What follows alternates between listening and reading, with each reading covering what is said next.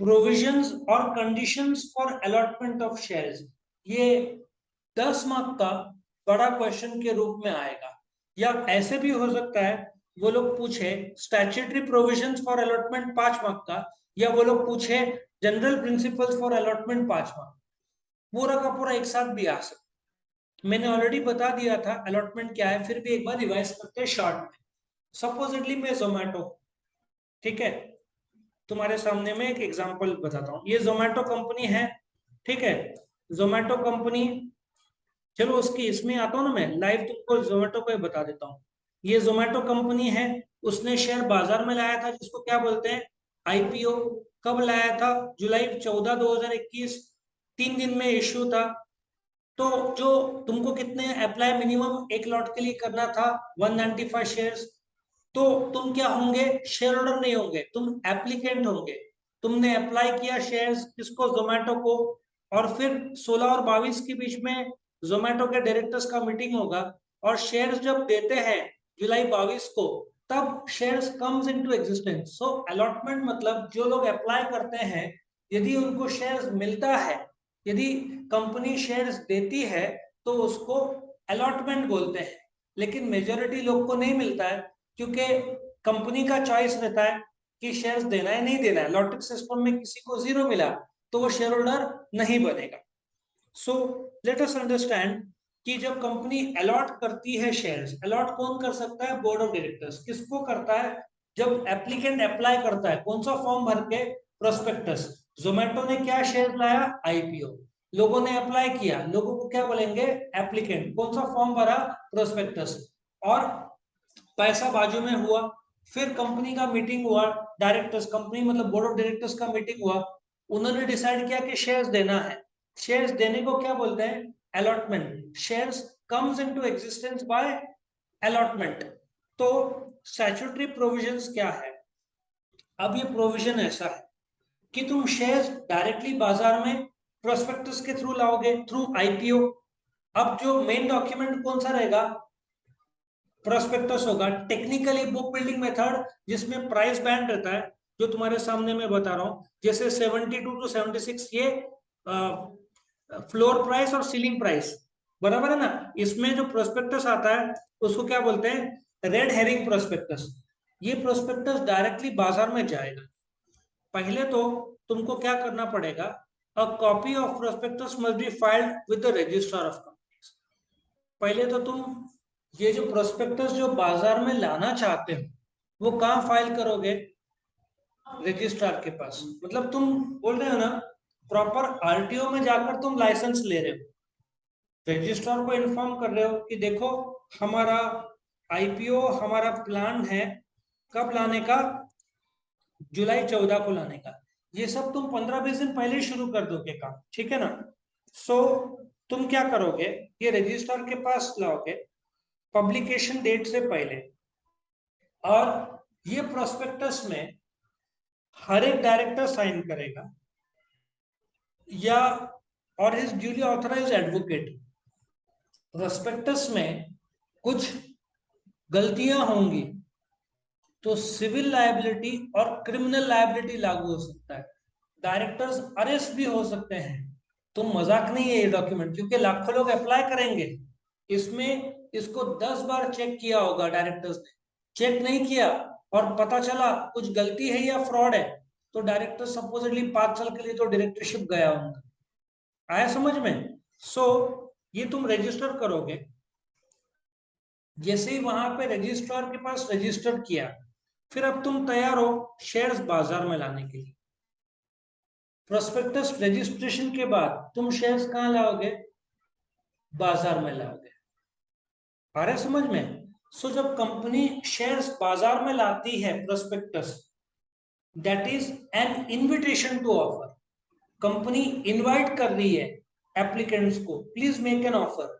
जब तुम shares prospectus भर के अप्लाई करते हो जोमेटो को, तो तुम ऑफर डाल रहे हो कि प्लीज गिव अस शेयर्स। और जब कंपनी एक्सेप्ट करती है, ठीक है ना, तुम्हारा ऑफर कि हमको 195 शेयर्स का एक लॉट चाहिए, ये तुमने अप्लाई किया 195 शेयर्स का एक लॉट। कौन अप्लाई करता है, एप्लीकेंट। किसको? जोमेटो यदि एग्जाम्पल है तो। सो जो एप्लीकेंट्स ने कितने शेयर के लिए अप्लाई किया? 195। सो जब कंपनी प्रोस्पेक्टस बाजार में लाती है, it is an invitation by the company to the public to make an offer. जब तुम फॉर्म भर के कंपनी को देते हो तो तुम ऑफर करते हो कि मैं शेयर खरीदना चाहता हूं। जब कंपनी शेयर देती है, दैट अमाउंट्स टू एक्सेप्टेंस। तो आई होप यू अंडरस्टैंड कि कायदा ये बोलता है कि जब जोमेटो का price supposedly if it is 72 to 76 rupees, ठीक है ना, लेट अस एज्यूम 80 रुपीज का शेयर का दाम है, लेट अस एज्यूम। तो तुमको स्टार्टिंग में कंपनी पूरा का पूरा एक साथ नहीं मांगी तो भी चलेगा, कंपनी बोलती है सिर्फ 5% दो, मतलब स्टार्टिंग में कंपनी 4 रुपए से कम नहीं ले सकती। हो सकता है 76 शेयर्स अलॉटमेंट के बाद मांगे, तो कंपनी स्टार्टिंग में कितना? 5% of the nominal value of shares. 80 का या तुम 100 ले लो ना, 100 का 5% कितना होगा? 5 रुपीज। तो जब शेयर बाजार में ला रही है, जो भी कीमत है 100 रुपए यदि कीमत है, तो उसका 5% कितना होगा? 5 रुपीज। उससे कम नहीं कर सकती, ज्यादा मांग सकती है, पूरा का पूरा 100 भी मांग सकती है, कोई प्रॉब्लम नहीं, लेकिन कम से कम 5% मांगना पड़ेगा। आगे, SEBI has specified the application money to be minimum 25% of the nominal value, ठीक है ना। अभी देखो, सेबी ने नया कायदा लाया, 25% कर दिया कि नहीं अभी तुम 25%, इसका मतलब कंपनी को 5 भी नहीं, 25 रुपीज सेबी के नए कायदे के हिसाब से मांगना पड़ेगा। 25 से कम अलाउड ही नहीं। लेकिन मेरा जो अनुभव है, आजकल कंपनी 25 नहीं, पूरा का पूरा 100 रुपीज एक साथ मांगती। उसका कारण है, अभी 25 रुपीज मांगा, फिर 75 रुपीज मांगने के लिए वापस ईमेल करना पड़ेगा, लाखों शेयर होल्डर्स को ईमेल करना पड़ेगा, फिर बैंक में पैसा आएगा, वापस से अकाउंटिंग करना पड़ेगा। इसका खर्चा कंपनी को लाखों करोड़ों का आता है। सो एक बार में 100 रुपया मांग लिया तो एक ही ईमेल जाएगा, एक साथ बैंक में पैसा आएगा, सेकेंड टाइम आने की जरूरत नहीं पड़ेगी, डबल अकाउंटिंग का काम बढ़ेगा। काम यदि तुमने 2 भाग में मंगाया तो एक ही भाग में हो जाता है।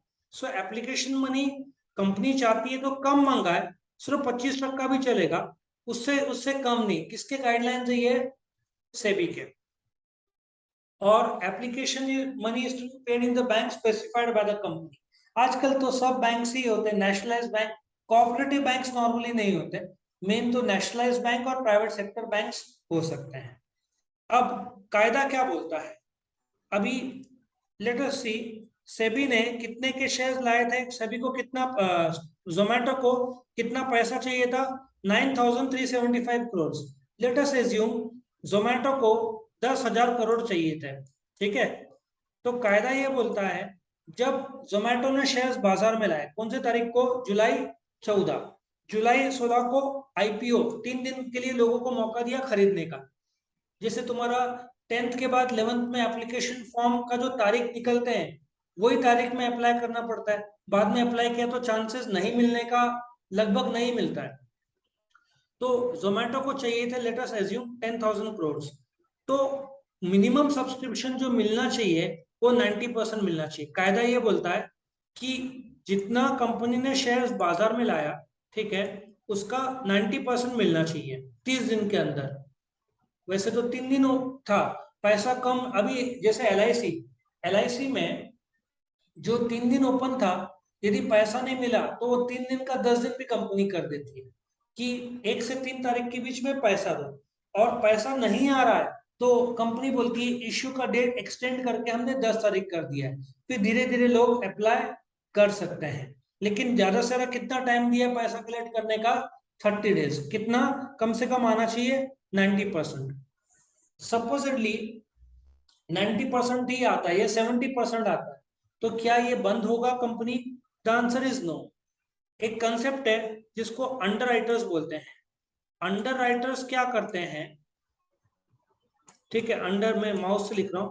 अंडर राइटर्स क्या करते हैं कि वो लोग प्रॉमिस करते हैं कि 10,000 करोड़ में 7,000 करोड़ आया, तो बड़े बड़े बैंक्स जो अंडर राइटर्स रहते हैं वो कंपनी को 3,000 करोड़ दे देंगे बाकी का, और कंपनी को अंडरराइटिंग कमीशन देना पड़ेगा। किसको? इन अंडर राइटर्स को 3,000 करोड़ पे नहीं, पूरा 10,000 करोड़ पे, क्योंकि उन्होंने पूरा गारंटी लिया है। समझ में आ रहा है? तो 3,000 करोड़ भले ही उन्होंने पे किया, लेकिन उनको 10,000 करोड़ पे कमीशन देना पड़ेगा। तो सेबी ने क्या बोला है कि जितना इश्यू किया 10,000 करोड़, तो 90% कितने दिन के अंदर आना चाहिए? 30 डेज के लिए के अंदर। और 10,000 करोड़ से कम मिला या 10,000 करोड़ पूरा मिला तो सब्सक्राइब हो गया। 10,000 से कम मिला तो अंडर सब्सक्रिप्शन बोलते हैं। 10,000 करोड़ से ज्यादा मिला तो ओवर सब्सक्रिप्शन हो। इंडिया में 100 में से 99 तो नहीं, 90% बराबर है शेयर्स ओवर सब्सक्राइब हो जाते हैं। पॉपुलेशन करीबन 140 करोड़। सो कंपनी जब भी आईपीओ लाती है, पूरा इंडिया अप्लाई करता है। तो जैसे 10,000 करोड़ चाहिए तो उनको 5 लाख करोड़ के आसपास मिल जाता है। फिर 4,90,000 करोड़ लौटाना पड़ता है। समझ में आया? 10,000 करोड़ जो इश्यू था वही रख सकती है कंपनी। सो 90% नहीं मिला तो कंपनी को लौटाना पड़ेगा। तो उससे बचने के लिए क्या करना पड़ता है? किसको अपॉइंट करना पड़ता है? अंडरराइटर्स को। अंडरराइटर्स क्या प्रॉमिस करते हैं कि 90% से कम, जितना जितना कम पड़ रहा है, 10,000 करोड़ में 70%, 7,000 करोड़ आया, तो कितना बचा है? 3,000 करोड़। वो कौन तुमको देगा? अंडरराइटर्स देगा। उसके लिए कंपनी क्या ऑफर करेगी? अंडरराइटिंग कमीशन देगी। कितने में? 3,000 करोड़ नहीं, पूरा 10,000 करोड़, क्योंकि उन्होंने गारंटी लिया है। अंडरराइटिंग कमीशन इश्यू के बाद नहीं होता, इश्यू से पहले होता है। तो जितने बैंक से वो लोग गारंटी ले लेते हैं पूरा का पूरा। अच्छा, मेरे पास ताकत 5,000 करोड़ की, तो मैं 10,000 करोड़ कैसे साइन करूंगा? तो हो सकता है 2-3 बैंक्स मिलकर, बड़े बैंक्स अंडरराइटर्स बन जाए। उनकी हैसियत होनी चाहिए 10,000 करोड़ की, क्योंकि एक भी रुपया नहीं आया तो पूरा का पूरा बैंक को देना पड़ेगा। उन्होंने पूरा इश्यू का गारंटी लिया है। और ये अंडरराइटर के साथ एग्रीमेंट कंपलसरी है एज पर सेबी गाइडलाइंस। तुमको ये इश्यू से पहले करना पड़ता है। क्लोजिंग ऑफ सब्सक्रिप्शन नाउ, आज जैसे कम से कम 3 दिन रखना पड़ता है, ज्यादा से ज्यादा 10 दिन। लेकिन अच्छे इश्यू रहे तो जब इश्यू जब सब्सक्रिप्शन शुरू होता है, let us take an example, सवेरे 10 बजे, अच्छे कंपनीज का तो 10:15 बजे तक ही भर जाता है, पूरा पैसा मिल जाता है, क्योंकि सब ऑनलाइन ट्रांसफर होता है। तो 3 दिन क्या, 30 मिनट में ही पैसा मिल जाता है, अच्छे कंपनीज रहे। सो क्लोजिंग ऑफ सब ओपनिंग ऑफ सब्सक्रिप्शन मतलब 3 दिन कैसा है, ये भी तुमको लाइव एग्जांपल बताता हूँ। देखो, जुलाई 14, 15, 16 3 दिन था ना। याद रखना 3 वर्किंग डेज है, इसमें संडे काउंट नहीं होता, वीक डेज में होता है। और फ्राइडे को क्या, तो फ्राइडे, मंडे और ट्यूसडे। लेकिन आज सैटरडे बैंक वर्किंग है, आज का सैटरडे जो है बैंक वर्किंग है, तो फ्राइडे, आज का सैटरडे और संडे काउंट नहीं होगा, मंडे। 3 वर्किंग डेज तुमको इश्यू ओपन रखना पड़ेगा। फिर basis of allotment, closing of subscription list कब क्लोज होगा? 3 वर्किंग डेज। कब क्लोज होगा? जुलाई 16। नॉर्मली जुलाई 16 के दोपहर को 2 बजे क्लोज हो जाता है लेना। फिर तुम अप्लाई नहीं कर सकते हो, वो ट्रांजेक्शन ही नहीं होगा बैंक से, क्योंकि वहां से लॉक लग गया ना। तो जुलाई 14 के सवेरे शुरू होगा करीबन 10 बजे, और जुलाई 16 के दोपहर को 2 बजे ये सब्सक्रिप्शन तुम पब्लिक के लिए क्लोज हो जाएगा। फिर बेसिस ऑफ अलॉटमेंट, अब ये कैटेगरी ऑफ सब्सक्राइबर्स में अलग अलग होते हैं। अभी सपोजिटली ये जो जोमेटो ने लाया, कितना लाया? करीबन 9,375 करोड़ का इश्यू हो सकता है। उसमें से इधर यहाँ पे लिस्ट दिया है कि नहीं, देखो। रिटेल इन्वेस्टर, रिटेल मतलब जो 2 लाख से कम पैसा लगाते हैं इंडिविजुअल्स, उनके लिए 7.5% है। एम्प्लॉय के लिए 0.62% है। ये QIB, ठीक है ना, ये NI अलग अलग, फॉरेनर्स, इनके लिए अलग अलग अलग उन्होंने रेशियो बताया है। तो बोलने का तात्पर्य यह है कि बेसिस ऑफ अलॉटमेंट कंपनी को तय करना पड़ता है, रिटेल को कितना देंगे जो 2 लाख से कम, कॉर्पोरेट को कितना देंगे, एम्प्लॉयज को कितना देंगे, ऐसा पहले से ही तय होता है। सो उस हिसाब से कंपनी अलॉट करती है। ओवर सब्सक्रिप्शन मीन्स, मैंने बताया था 10,000 करोड़ का पैसा चाहिए।